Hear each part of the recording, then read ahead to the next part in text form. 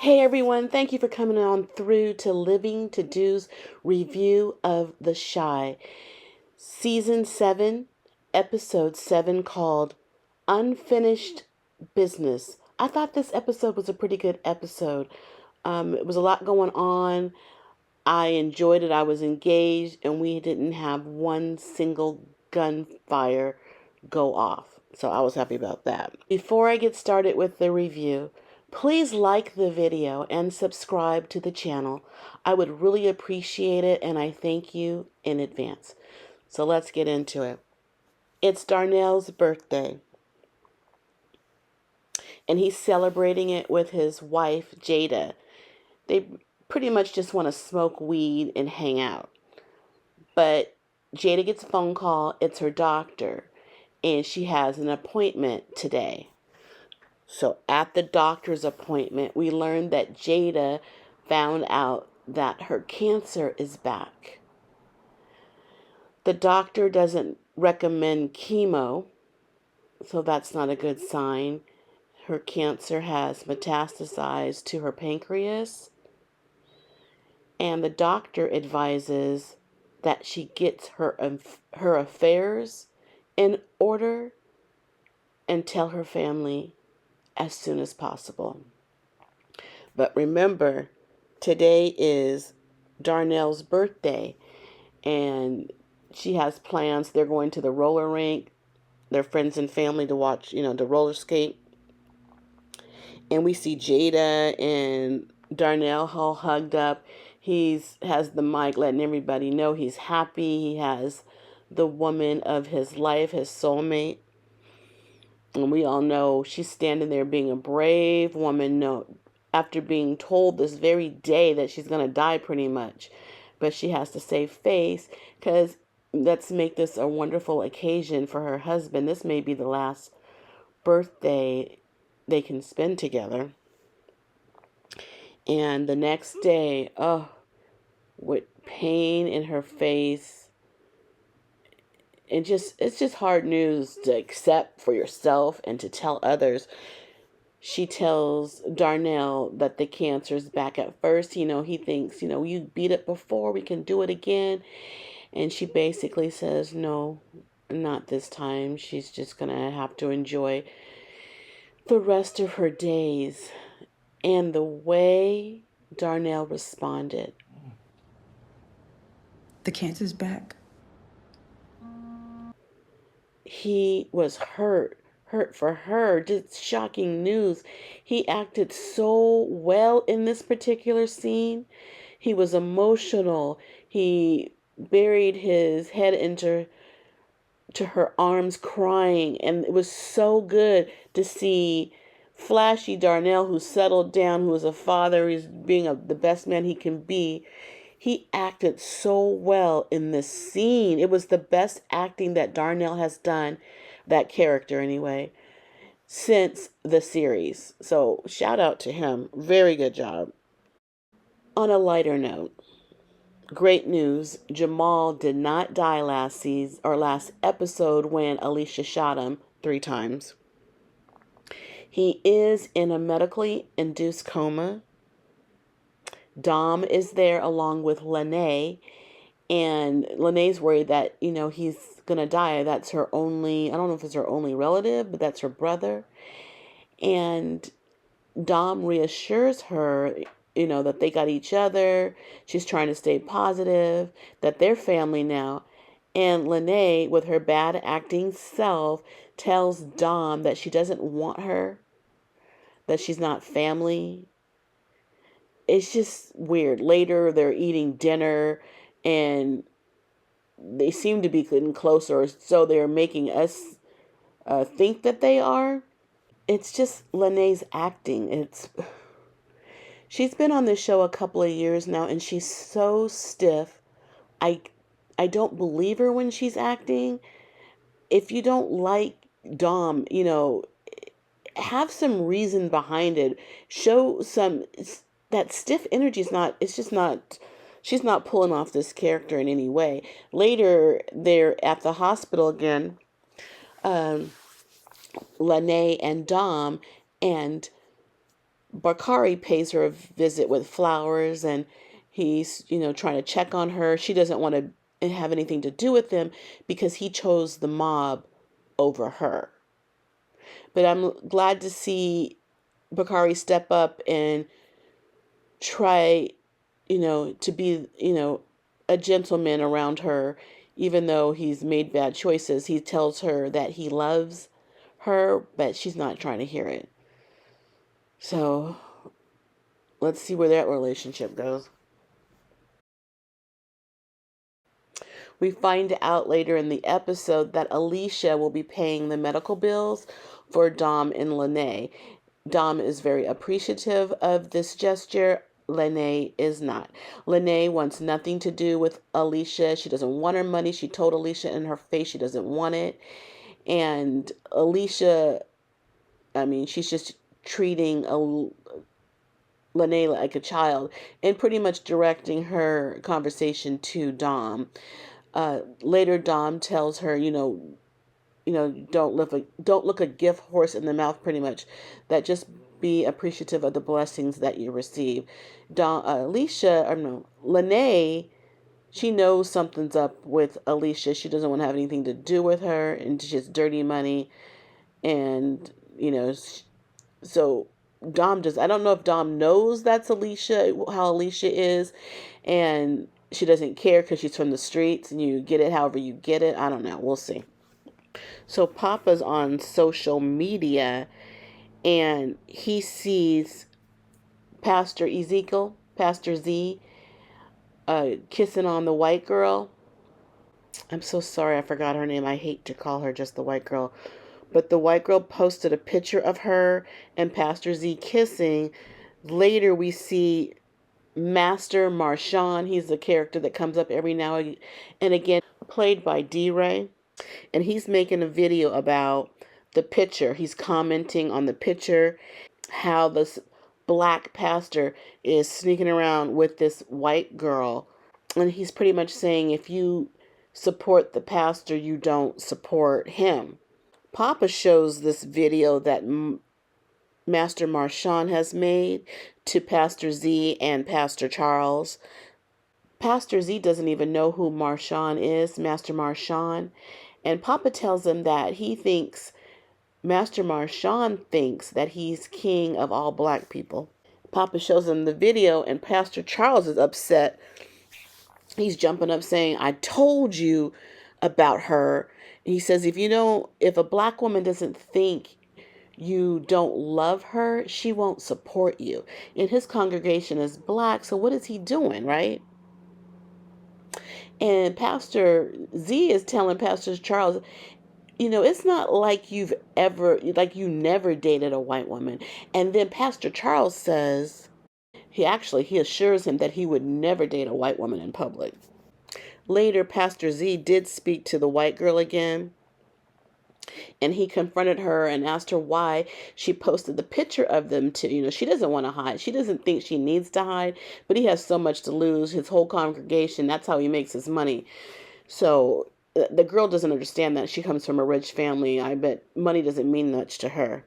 And as he's talking to her, it's somewhere in the dark part of the church, maybe the basement. It's always out of the way of other people. They get in a fight and she walks away. So I don't know if they broke up or what.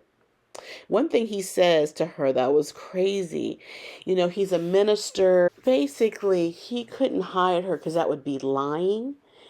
And what he said that was crazy to me is like, he has this congregation and he can lie to them in their face week after week, take their money.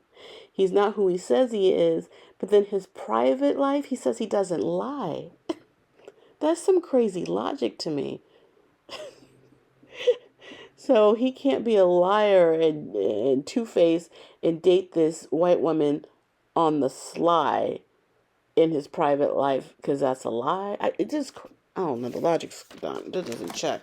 Okay, so we have Nook and Victor both visiting Tiff at the same time. They're both helping her get her nursery together. And it's the battle of these guys for this pregnant woman who's pregnant by another dead man. He kind of gave Victor some orders to do something. It wasn't all that big of a deal. At some point, Victor gets in a scuff with Reg. Um, I think Nook says, "You're not this baby's daddy," and Victor says, "You're not either. His dad's dead, and it takes a village to raise a child." And as this is going on, Alicia passes by. She needs to put something in the room, and she sees them. And later, she talks to Tiff, and she says, "I told you about having Nook in my house." And she says that she doesn't like Nook. And the reason why she doesn't like Nook, another crazy reason, is because he stole her shine when he killed Duda. That's just a crazy reason. But okay. And she says that if you need a little male attention, she doesn't mind that coming from Victor. But then we see Tiff and Nook at the, I think, cigar lounge, and she's talking to him. I think he's putting off more sexual energy towards her. I don't understand. This girl's about ready to have a baby, and you're still after her this way. Nook and Pastor Z get together, and Nook tells Pastor Z that he really wants to tell Tiff that he is the one that killed her baby daddy, her soulmate. He really wants to do this. He wants to have the courage to do this. I don't know if that's a good look. I mean, I see you wanting to be totally honest, but if you want this girl's attention, this ain't the way to go. And what about that baby's grandmother who will kill you on sight when she knows you killed her son? And he says, Nook says this is the first time he's ever been afraid, because you will be facing death if you do that. Nook asks Pastor Z, would he have the courage to date his white woman in public? Now, game on. Bet on this, Damien. Who will be the first to have the courage to do something?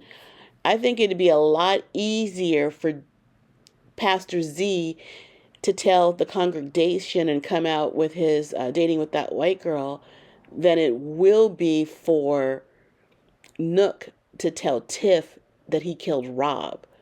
Yeah, you may lose a whole congregation, but you can start over again. People come out of prisons and start churches. But Nook, I know that's one woman. That's really two women. Tiff, I bet she'd be the one to kill you herself. Or Alicia. Alicia will kill you. Oh, I want to see who tells first. I want to see who mans up first. While working at Smokey's, Damien Spade's partner, he rolled up in there to get the money that Damien lost at the Spades game without his consent. Now this is news to Damien. I guess he thought he didn't owe that guy anything. He's gonna have to pay that guy back. He's gonna have to pay his brother back. There's your $6,000.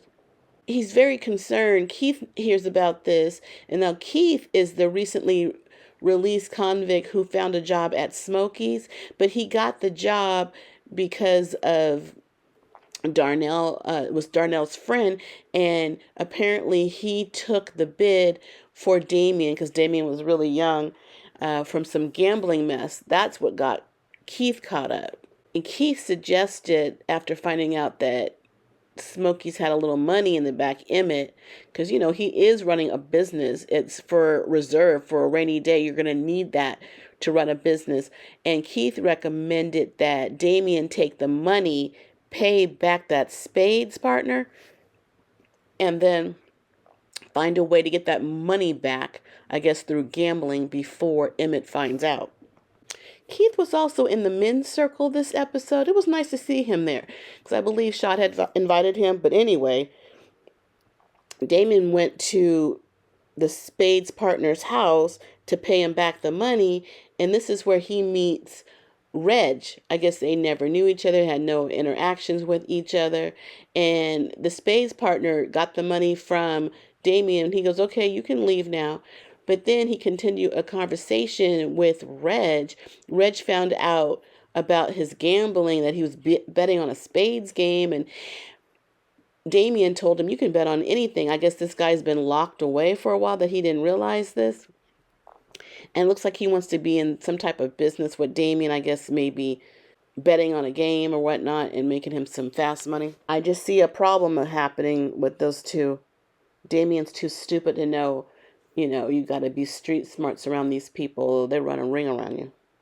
I think the Spades partner was really trying to help Damien out when he told him he could leave, because I don't think he wanted any interaction with this bad blood with Reg.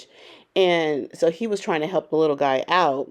It was weird because I don't know how the Spades guy knows Reg to begin with. I missed that part.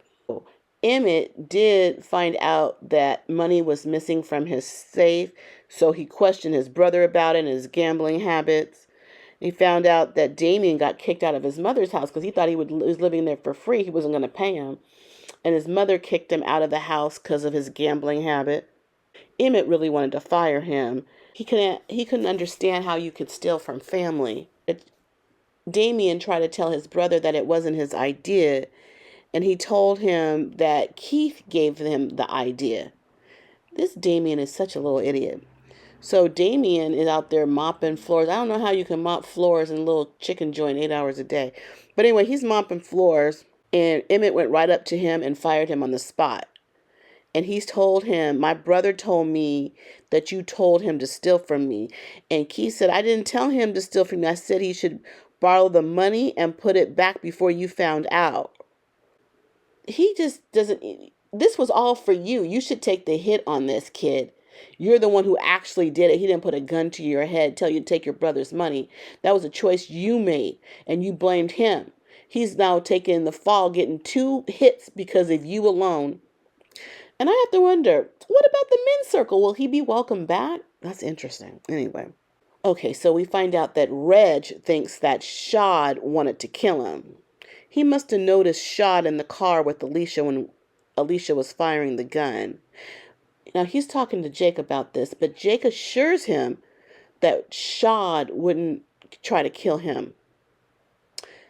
And what I didn't realize is that Reg and Shad know each other from back in the day. They were raised, I guess, around each other. He was older than Reg, even though Reg looks older than Shad. Shad and Victor Trigg at the time, they were the homeboys growing up. They were the close friend. And apparently, Shad had a hand in raising Reg. Reg also learned that Tiff was carrying Rob's child, the guy that died that Alicia's blaming the murder on. Reg wanted Jake, his little brother Jake, to talk to the mob. Those are the goons, the gangsters that do all the work. And they're giving them some information to keep the lookout for him. Jake does this. Jake goes to the mob, and I guess he convinces the mob to look out for his brother, or whatever they need to do. He's taking an order from Jake, basically. They're taking an order from Jake. After the little meeting ended, Nook pressed up on Jake because he's in Nook's territory. And he tells Jake, any orders need to come through him. Now, Jake pushed him off. Jake really acted with his 95-pound self so tough, he pushed back at Nook. He just acted like he wasn't afraid. So one night during the episode, Reg rolled up at Alicia's house, and this is where Shad was doing his security work. I guess he's maintaining the grounds, protecting her home. Reg and Shad, they're talking. Shad wants to stay out of it. He realizes this is family. Well, at one point, he didn't want to be in it. That was Alicia's doing. Shad is trying to stand on that he's his own man. He's not in this. And he's on nobody's side. And Reg kind of assures him that, he sees him as family. So I hope that Alicia's the target and Shad, who's just doing his job, isn't going to be impacted by this.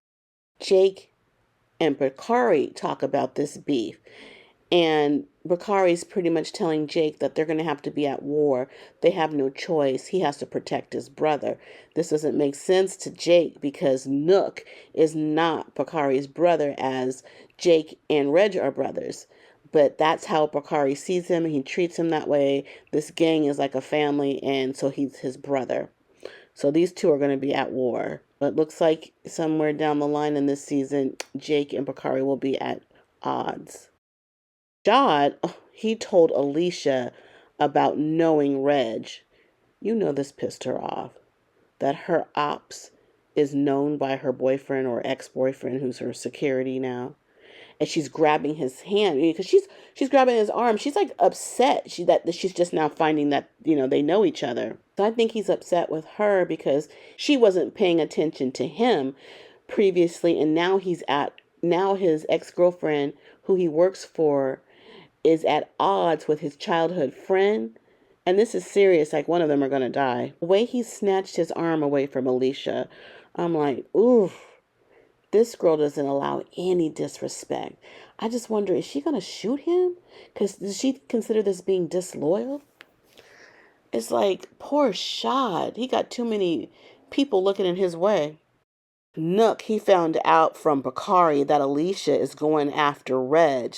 That's because the detective talked to Bakari about Reg's possible involvement of Rob's murder. So Nook is upset that Bakari fed this information to Alicia. Bakari thought he was doing the right thing because he wasn't lying. He told Alicia the truth. The detective was asking him about Reg.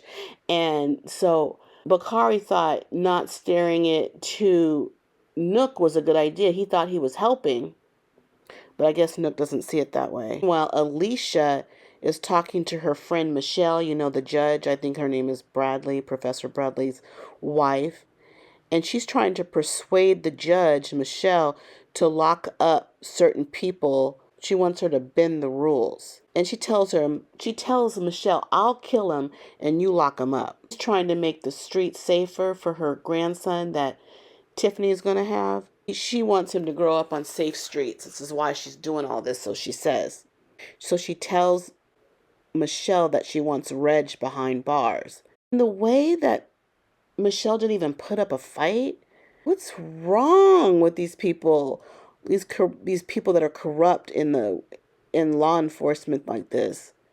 And the way you work to get your law license, that you lose it all for a simple ask from Alicia without any pushback? You'll throw it all away for a simple ask? Michelle, that was too easy. So the first thing that Michelle does is she calls in a favor to Sergeant Toussaint. He wants to know information on Reginald Taylor, Reg, and I guess some good information, wink, wink, that can get him into court, and so she can send to jail. For this favor, Michelle is going to bring Detective Toussaint's son home, who's in jail. Little does she know that he's in jail because of Reg. So you are doing a good thing, but you're doing the bad thing at the same time. You should not be interfering in this way. And it's really hard to see this. It's kind of sad to see these black women of leadership in law enforcement just bending the rules for their own benefit. I mean, I can understand Sergeant Toussaint, because you'll do anything to save your own child. But Judge Bradley, why would you do this? What are you getting out of it? I know she lost her son, but she lost her son to suicide. She didn't lose him to the streets. So why would you do this? So there was a scene with Corey Hardwick, who plays Dante, and his girl for the evening, played by Reagan Gomez. I don't know her character's name. But they're out together at Dante's house, and Reg is over there. Dante's all cuddled up with his girlfriend, and he leaves for a minute to go get something. And by the time he gets back, I think he had to go to the car and get some shrooms that they were going to try. But by the time he gets back, Reg stole Dante's girlfriend, just like he stole Jake's girlfriend episode. I swear. Reg's theme song should be "Don't Leave Your Girl Around Me, True Player," for real. I can't believe how easily these girlfriends hop off one guy's lap and onto this guy's lap. This guy's lap. But I must say, I enjoyed the episode. It was really good. But it was hard to hear about Jada's diagnosis. But there was some good acting with Darnell. And I can understand why unfinished business, because there's unfinished business with cancer, I think, in Jada's body, for one. I think maybe Nook has unfinished business with Tiff and coming out and telling the truth. Kari seeing Lene at the hospital trying to get back in her good graces. I don't know, but it was a really good episode. Thanks for staying with me to the end. Please like the video and subscribe to the channel. I would really appreciate it, and I thank you in advance. But I gotta go because I got living to do. Bye.